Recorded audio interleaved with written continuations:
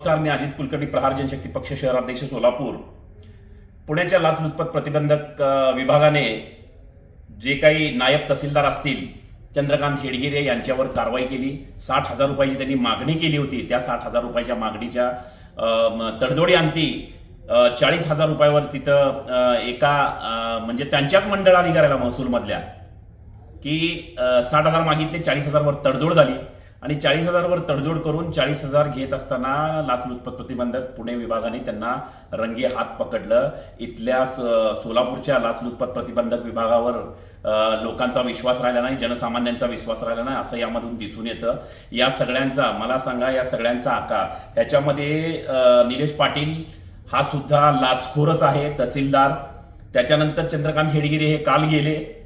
त्याच्यानंतर सुखदेव पाटील असेल, अव्वल कारकून युसुफ शेख असेल, तहसीलदार, तहसील ऑफिसमधील स्वयंघोषित पुढारी, वसूलदार ज्यांना म्हणतात, जमीर शेख, हे सुद्धा यामध्ये आहेत.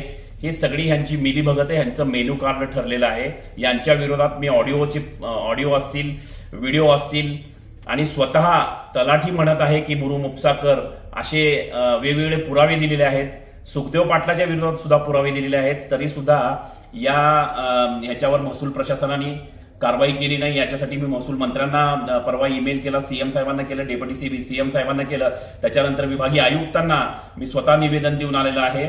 आणि काल निवेदन देऊन आम्ही आंदोलन केल्यानंतर या गोष्टीचं निवेदन दिलं. आणि काल अचानकपणे जे काही नायब तहसीलदार हेडगिरे साहेबांचं अँटी करप्शन झालं. मग याची गोष्ट लक्षात ठेवा, इथं भ्रष्टाचार हा नेहमी बोकाळलेला आहे. भ्रष्टाचार होत असतो. जय जवान जय किसान नाही. किसानांची सुद्धा, शेतकऱ्यांची सुद्धा कामं होत नाहीत, जवानांची सुद्धा कामं होत नाहीत. जनसामान्यांकडनं हे खरं तर तहसीलदार सर्वस्वी यासाठी जबाबदार आहेत. आणि अँटी करप्शन विभागाला मी विनंती करतो की जेणेकरून या तहसीलदाराला सुद्धा सह आरोपी करणं फार गरजेचं आहे. सह आरोपी केल्यानंतर तुम्हाला वेगवेगळे म्हणजे ह्यांनी केलेली चल अचल संपत्ती असेल, स्थावर मालमत्ता असेल, या सगळ्या गोष्टीची तुम्ही चौकशी केली पाहिजे. जेणेकरून हा तहसीलदारच सर्वस्वी आहे.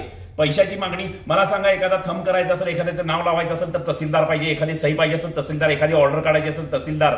म्हणजे यांची सगळ्यांची मिली बघत आहे. तहसीलदारच सांगतात मेनू कार्ड देऊन, याच्याकडनं एवढे पैसे घे, त्याच्याकडनं तेवढे पैसे दे. याच्यामध्ये 4 जण, यांच्या कार्यकाळामध्ये 4 जण अँटी करप्शन झालेले आहेत. मग 4 जण जर अँटी करप्शन झालेले असेल तर याची सगळे मुळे आणि पाळे जे काही आहे ते तहसीलदाराकडे जातात. तहसीलदाराची चौकशी करणं फार गरजेचं आहे. जेणेकरून आम्ही एखादं आंदोलन केलं तर 4-4 आणि 5-5 आम्ही आरोपी होतो. त्यामध्ये माझ्याबरोबर अनेक जणांना आरोपी केलं जातं. एक उदाहरण सांगतो. तर मला सांगा की जर हेडगिरे साहेबांनी लाच घेतली तर हेडगिरे साहेब कुणाच्या अंडरमध्ये येतो? तहसीलदाराच्या अंडरमध्ये. तहसीलदारावर का कारवाई होत नाही? तहसीलदारावर कारवाई करणं फार गरजेचं आहे. तहसीलदारावर कारवाई होणं फार गरजेचं आहे. उत्तर तहसील या गोष्टीसाठी उत्तरचे आपले आमदार विजयकुमार देशमुख यांनी सुद्धा एलएक्यू केला होता हा विषय. तरी सुद्धा यांची चौकशी होत नाही. जिल्हाधिकाऱ्यांना सुद्धा पत्र दिलं, चौकशी होत नाही. तर अँटी करप्शन ब्युरोचे कोणी महासंचालक असतील, पोलीस महासंचालक, अँटी करप्शन ब्युरो, तर यांच्या कार्यालयासमोर मी मोठ्या प्रमाणात अचानकपणे आंदोलन केल्याशिवाय राहणार नाही, हे या माध्यमातून सांगू इच्छितो. कृपया करून या तहसीलदारला टार्गेट करून तहसीलदारवर कारवाई करणं हे फार गरजेचं आहे. कार्यालयीन प्रमुख म्हणून हा तहसीलदार आहे. कोणी जरी अँटी करप्शनच्या जाळ्यात गेलं किंवा कोणी जरी खंडी मागितलं, तहसीलदार हा सर्वस्वी जबाबदार म्हणून तहसीलदारवर त्याची चौकशी करून चल अचल संपत्ती, स्थावर मालमत्ता, त्यामध्ये सुखदेव पाटील असतील आणि सुखदेव पाटील, अव्वल कारकून युसुफ शेख असेल, तहसीलमधील स्वयंघोषित वसूलदार जमीर पुढारी असेल, यांचे पण 1-1 कोटी रुपयाचे बंगले, या सगळ्या गोष्टीची चौकशी होणं फार गरजेचं आहे. अचानकपणे म्हणजे एक आगळं वेगळं आंदोलन मी डीजी ऑफिस लाचलुचपत प्रतिबंधक या कार्यालयासमोर करणार आहे. त्यांच्यावर कारवाई नाही झाली तर या माध्यमातून सांगू इच्छितो. धन्यवाद.